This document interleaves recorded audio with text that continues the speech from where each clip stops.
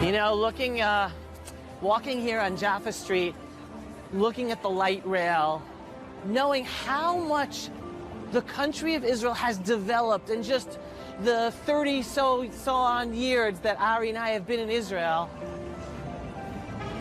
to think what else is going to be developed over the next 5 years, 10 years, 20 years, whether more light rails and more hotels and more bags on the ground. Try to help the city clean up from the litter. But to just think what else is going to be developing in our homeland, how we're going to develop as a technological superpower in the world, as a humanitarian superpower of the world. And then to think that Ari's not going to be here to see it with us and to be so proud of the country and the Jewish people here with us physically. But then you got to remind yourself, but you know what? He's watching from above. He sees it all from above. So the Israel Center was, it was a hub of programs for a lot of things, but especially for one-year yeshiva students here in Israel for the year studying, to then go around the country and do chesed projects, work with Ethiopians, spend Shabbatot with Russians, and then social activities as well. And Miriam, Ari's wife, was the Bat Sherut. She did her national service working at the Israel Center right here. So I knew Miriam because I was active as an advisor for all these groups for the one-year students and going around the country. And Thursday nights we all used to come hang out, prepare for Shabbat programs. So I used to see Miriam. And all of a sudden, I remember one Thursday, we're sitting there doing our stuff, preparing, schmoozing. And all of a sudden, Ari walks in his uniform. And like, we haven't been in touch in years. And that's how we got reacquainted and back in touch. If he'd get out of the army early on Thursdays, so he and Miriam were dating. So he would, one of the first place, I imagine, the first place he'd run to after getting off the bus in Jerusalem would be this building here, the Israel Center, in order to see Miriam. So on the Thursday nights that I was here, I was able to just catch up. And it was nice. It was nice catching up with him and reconnecting. And it's all because of Miriam, who was doing her national service here. We both made Aliyah. He came to make Aliyah and went to serve in the army. I came to make Aliyah. I was about to serve in the army. And to have that connection again. It's years already that the OU Israel Center is not here anymore. But once upon a time, this was the place. Let's see if we can get in. I have no clue if we're able to get in. Oh, it's open.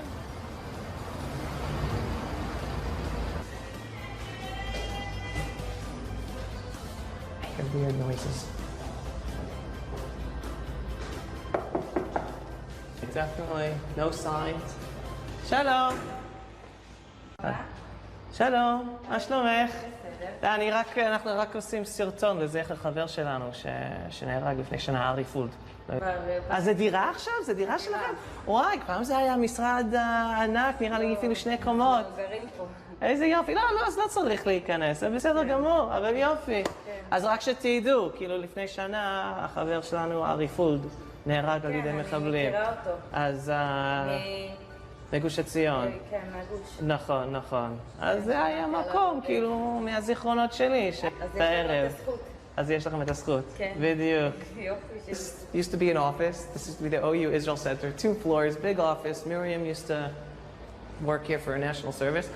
And now it's an apartment. So I explained to them about the place, and that she said, yes, she remembers who Ari Fuld was, about the news. And she was glad to hear that Ari had a connection with this place. And believe it or not, there is a connection between Ari and Yehoshua from this office as well, because Yehoshua was in the army together with Ari, and his girlfriend at the time also was doing She'Lumi here. I don't know if at the same time in Miriam or a little there was a difference in the timing, but I remember, and I actually remember talking to her after Yehoshua was found murdered after he was kidnapped by terrorists. I remember sitting down with her here as well. So this is a place that actually has a physical place that connects Ari and Yehoshua as well. All right, so here we are at the entrance to the Old City of Jerusalem, Jaffa Gate, and I was blessed to work with Ari every day in the Old City, in the Jewish quarter. Every day, both of us worked in the Old City, in the Jewish quarter. So we're going there right now. I mean, if you could just imagine, Ari used to study Torah in the Old City, went to yeshiva in the Old City. Ari loved the Old City, loved Jerusalem. And then, I don't know if it was his first job or one of his first jobs out of the army. I know it was one of my first jobs out of the army. We were working in the Old City, the heart, the beating heart of the Jewish people's soul. That doesn't make sense. The beating heart of the Jewish people, right here, able to be here every single day and be able to enjoy the holiness, be able to talk to all the tourists every day who'd come to our store, be able to, it was a bagel store, giving them food, talking to the yeshiva students, asking them when are they making aliyah. Every day having the privilege to work in the Old City. And that was it. Every day, Ari and I worked together in the Old City. What a privilege to be able to come to the Old City of Jerusalem every day. It's like I saw Ari's excitement. And I know Ari. And I mean, I never was able to ask him and actually talk to him. So for us, it was on the one hand, it was a job. We're just coming in every day to work. So I never really had the chance, in the middle of putting bagels together or whatever, taking care of the warehouse of the store, got to ask him, so Ari, how do you feel about working in Jerusalem every day, in the Old City? Like, we never had that kind of conversation, you know? But it was more, all right, give me that, or let's do this, or take care of those customers, or da-da-da. But I can only imagine, like, I know for myself, I'm just so happy to wake up in the morning and come to the Old City to work and spend the day in the Old City. Ari obviously felt the same way. Just an excitement that every day you're connected to your soul. Jerusalem's the soul of the Jewish people. It all started here. So I'm going to ask you, do you know who Ari Fuld was? Yeah, of course. He was a major Jewish hero. He did a lot of Israel activism and spread the truth in Israel and around the world about what's going on here and about the Jewish people and about the truth about Israel and how it's the Jewish homeland. Couldn't find a better person to meet in the middle of the Old City of Jerusalem and talk about Ari with. Yeah, so many people have amazing things to say about him. I only, unfortunately, we never crossed paths, but I've seen a lot of his videos and did similar work in New York, and he's really been instrumental in spreading the truth. And only later on, I met Hillel, his brother, who's amazing. You're a good friend of his. I met his father in Shul, the Shabbat, actually, and they're really wonderful people, and just should never happen to anyone. He was really, really incredible. And we can only try to continue what he's done. No one can come close to doing what he's done, but if each of us give a little bit and try a little bit, then hopefully we can carry on what he's been doing. Thank you so much. I know the fact that we were working in the Old City every day, that just gave a whole higher meaning to go into work, for sure. We happened to be privileged that the place where this Bonkers Bagels wanted to open up their next branch was in the Old City. Listen, Ari was even more excited because it's not just the Old City of Jerusalem. Ari studied at Yeshivat HaKotel, which is right here. Before he went to the army, after went to the army, this was his stomping ground. This is where his life, his everyday life was. So then to be able to, now being married, having children, and yet still be able to come to the Old City every single day and be in this atmosphere. And this time, even when you're working, like I'm sure Ari for sure would have preferred sitting and learning Torah. But he always learned Torah and he always taught Torah. Could he just sit? Was he a sitter? Like Mom? No, Ari's not a sitter. Never was a sitter. Ari wasn't able to sit in elementary school. He wasn't able to sit. I'm sure he wasn't able to sit in the army. He's not able to sit at work. No way. Ari is he's a doer at every single second. Always doing something, always making a difference. All right, so we are in the Jewish quarter on the way towards walking to the western wall of the Temple Mount. And here is Holy Bagel. It used to be less than half the size. Shalom, מה שלומכם? מדברים אנגלית? Once upon a time, before Holy Bagel, this bagel store used to be called Bonker's Bagel. Yes, Bonker's Bagels. Okay? And Ari and I opened up the store here in the Jewish quarter back in 1995. That's when you were born. So, anyway, so I'm just giving you a connection. So, anything for me? No, but can I come on the other side? I haven't made a bagel in a long time here. The west wall Western is wall. the wall with the prayers in the wall. Correct. That's the western wall of the Temple Mount. Yes, Correct. Yes. I'm from Germany. What do you... Oh, we're doing a video in memory of our friend Ari Fuld. I see. Because I don't...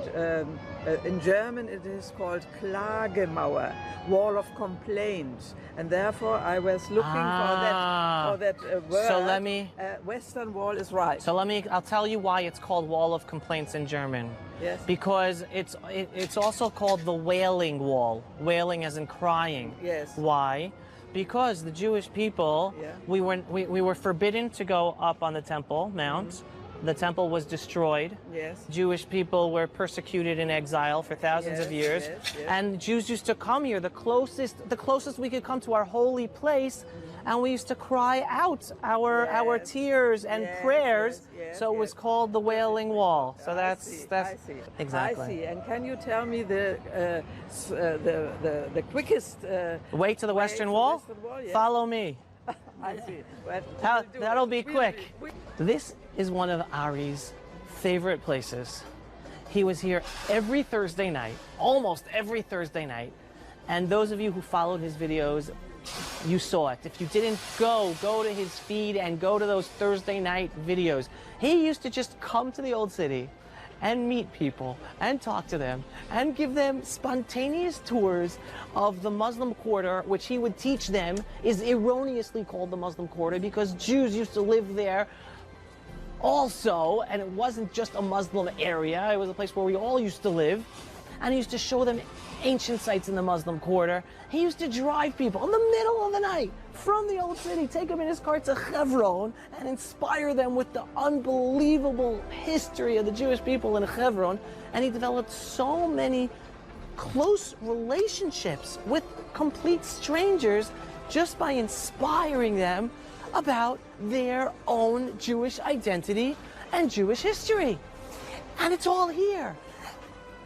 And the creme de la creme for Ari at this point has to do not just with inspiring people about their Jewish identity and Jewish history, but helping them understand that this place is central to standing up and being a proud Jew today and standing up for Israel. Because everyone likes to say, oh, the Jews are the occupiers. And Ari used to say, occupiers? How can we be the occupiers if our building is built on the bottom and the Muslims built their building on top? Who's the true occupier?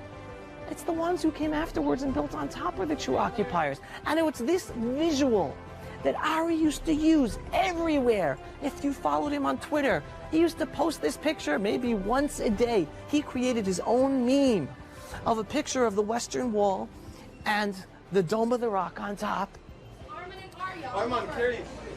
And he put the arrows and the words, basically showing everyone to just look at the picture, use your own eyes to bash the lies that people spread about the Jewish people and our connection to our homeland. How do you dare call us occupiers? This is our land.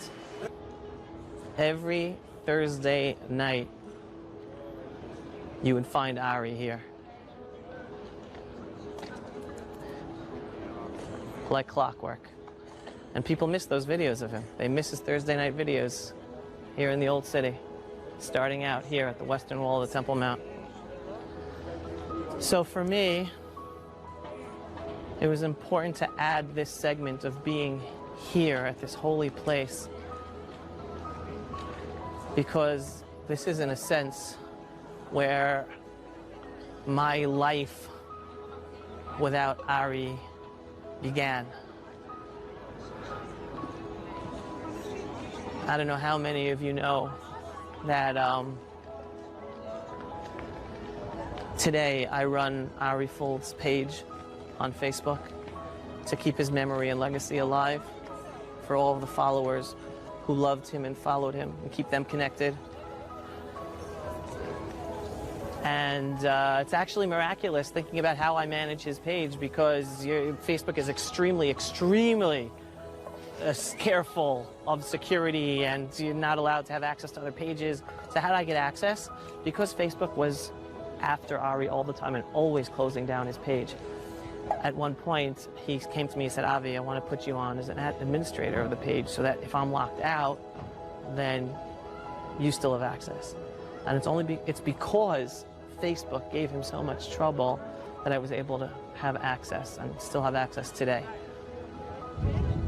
And the second I heard that Ari was murdered, and I saw the video, and at first I didn't know it was Ari. I saw the video like everyone else. Only afterwards did I realize it was Ari. And I was in the middle of a WhatsApp chat with Ari at that time, a whole group of people, and we were like shocked to find out like that happened just seconds, minutes after he messaged us. And while I was processing the shock, I thought to myself, Ari has all these followers around the world who love him, who care about them. I don't want them just to hear a media report or see the video and hear his name and just be shocked to high heavens about his death. He was such a hero to so many people in different ways. So I made the decision that I never did anything on Ari's page until that way, but that was Ari gave me admin access to his page for a reason. And if for no other reason, it was in order to be able to talk directly to his followers all around the world who loved him and be able to tell them personally, directly on Facebook Live, right here at the place that they saw Ari every Thursday night and loved seeing him and were excited to see him. Thought I had to come here and make the announcement here. And that was basically my first step forward, realizing that Ari, the Lion of Zion, was no longer going to be with us physically. But the importance of what this program is today and the importance of the Ari Fuld Project, it's understanding that it's up to us to keep Ari's legacy alive, to keep alive the values he spent day in and day out teaching all of us. And not just teaching, but teaching the best way possible by living them. That's how you give over the being a role model, so that people understand, oh, it's not just, yeah, I should be a good person. Look how he's being a good person. I want to be like that. Look at Ari's excitement for Israel. I want to be like that. Look at Ari's excitement to walk and visit Hebron. I want to be like that. To be excited of seeing Israeli soldiers and being able to give something and make them feel good. I want to be like that. And so that's why the Ari Fuld Project is so important. And raising money for this truck in Ari's memory and Yehoshua's memory is so important, so that they are kept alive here with us for everyone to enjoy and continue being inspired by, even though physically they are not here with us. So Ari, you're always going to be with me. And I know all of you who are watching, you're always going to do everything you can to keep Ari alive in who you are Be the best person you can be. Be as strong, if you're a Jew, as strong of a Jew as you can be. Be proud of your Judaism. Be proud of Israel.